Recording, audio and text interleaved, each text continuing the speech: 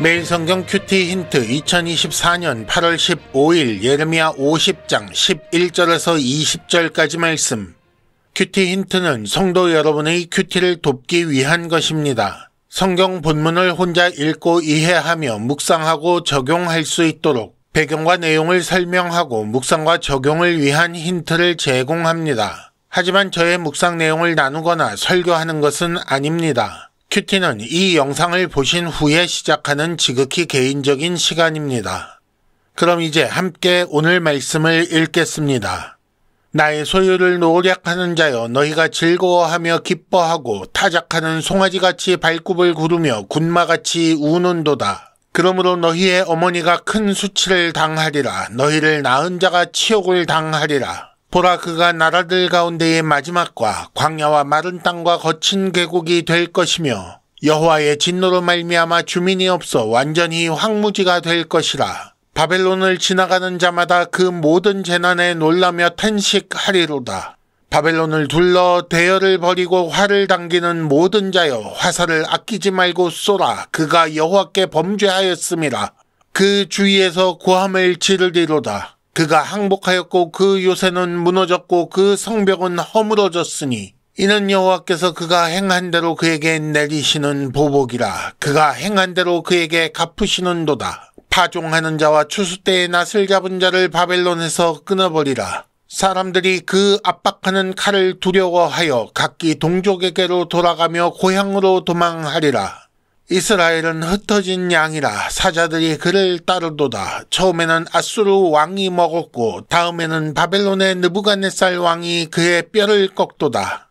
그러므로 만군의 여호와 이스라엘의 하나님이 이와 같이 말하노라. 보라, 내가 아수르의 왕을 벌한 것 같이 바벨론의 왕과 그 땅을 벌하고 이스라엘을 다시 그의 목장으로 돌아가게 하리니 그가 갈멜과 바산에서 양을 기를 것이며 그의 마음이 에브라임과 길르앗산에서 만족하리라. 여호와의 말씀이니라. 그날 그때에는 이스라엘의 죄악을 찾을지라도 없겠고 유다의 죄를 찾을지라도 찾아내지 못하리니 이는 내가 남긴 자를 용서할 것임이라. 아멘. 오늘은 먼저 본문 이해를 위한 도움 말씀을 드린 후에 큐티 힌트 2가지를 말씀드리겠습니다. 첫째, 하나님은 자기 백성을 노력하는 자에게 보복하십니다. 둘째, 인류 역사 전체에 대한 하나님의 계획을 보십시오.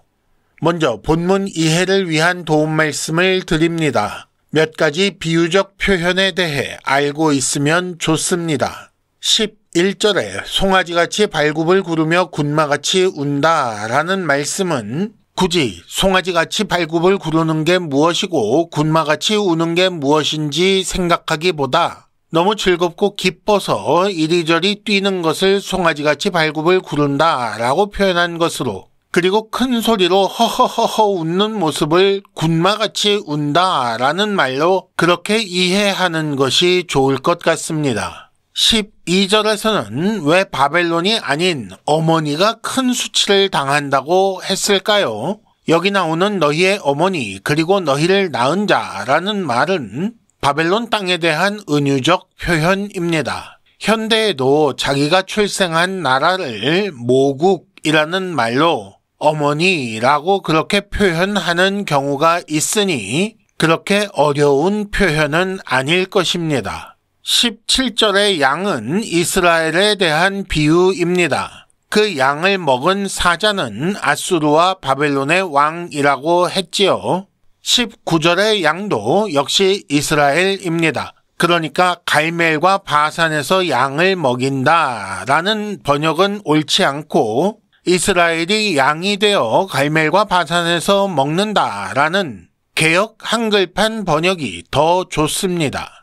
바벨론의 멸망과 이스라엘의 회복이 함께 다루어지는 이유는 무엇일까요? 11절에 보면 바벨론은 하나님의 소유인 이스라엘을 노략하는 자들입니다. 14절과 15절에 보면 하나님의 소유를 그렇게 노략한 후에 즐거워하고 기뻐합니다. 그런데 이는 하나님을 향한 범죄이지요. 그래서 하나님께서 바벨론에 보복하십니다. 보복의 목표는, 하나님의 목표는 바벨론이 노략하기 전으로 회복되는 것입니다. 따라서 19절에 나온 것처럼 이스라엘은 자기 자리로 돌아가서 목자이신 하나님의 양으로 평화롭게 살게 됩니다. 큐티 힌트 첫 번째, 하나님은 자기 백성을 노략하는 자에게 보복하십니다. 11절, 나의 소유를 노략하는 자여 너희가 즐거워하고 기뻐하는데 15절, 그래서 여호와께서 그가 행한 대로 그에게 보복하신다 라고 나옵니다. 하나님의 소유에 대한 바벨론의 노략이 원인이 되어 하나님의 보복이 진행되고 그 결과 흩어진 양과 같던 이스라엘은 다시 그의 목장으로 돌아갈 것이라는 그런 말씀입니다. 역사적으로 볼 때 바벨론은 페르시아에 의해 멸망했고 바벨론에서 포로 생활하던 유다 사람들은 자기 땅으로 돌아갈 수 있게 됩니다. 그런데 그것으로 끝인가? 하나님은 역사를 통해 말씀하시는 분이지요. 유다의 멸망과 포로됨, 바벨론의 멸망과 이스라엘의 회복이 의미하는 바가 무엇이겠습니까? 하나님은 지금도 자기 백성을 유혹하고 핍박하고 노략하는 세상에 대하여 반드시 보복하시고 자기 백성을 회복하실 것입니다. 힌트 첫 번째, 하나님의 뜻대로 사는 삶 때문에 세상에서 고통을 겪을 때 희망을 잃지 마십시오. 큐티 힌트 두 번째, 인류 역사 전체에 대한 하나님의 계획을 보십시오. 20절에 보면 그날 그때에 이스라엘의 죄악을 찾을지라도 없을 것이다. 내가 남긴 자를 용서할 것이기 때문이다 라는 말씀이 나옵니다. 이 말씀이 실현되기까지의 상황들을 세 덩어리로 나누어서 보면 첫째, 범죄로 인해 하나님 나라에서 쫓겨난 하나님의 백성이라는 것이 있을 것이고 둘째, 그들을 노략하는 세상 나라와 노략당하는 하나님의 백성이라는 덩어리가 있을 것이며 셋째, 하나님의 보복과 그 나라의 회복 그리고 그 결과로 죄 용서에 따른 의로움을 누리는 백성이라는 덩어리가 있을 것입니다.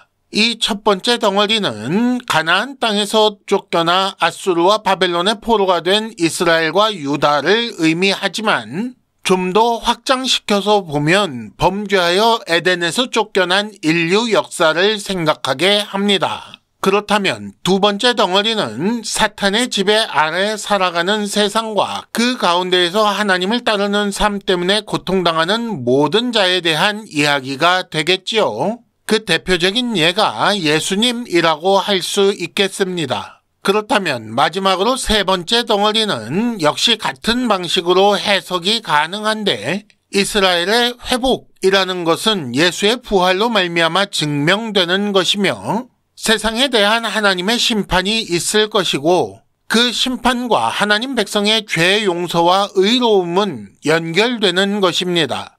힌트 두 번째, 사탄의 완전한 멸망과 성도의 구원, 죄 용서와 의로움에 대해 묵상하시기 바랍니다. 이상으로 2024년 8월 15일 매일 성경 큐티 힌트를 마칩니다. 여러분 큐티를 통해 은혜 많이 받으시기를 바랍니다.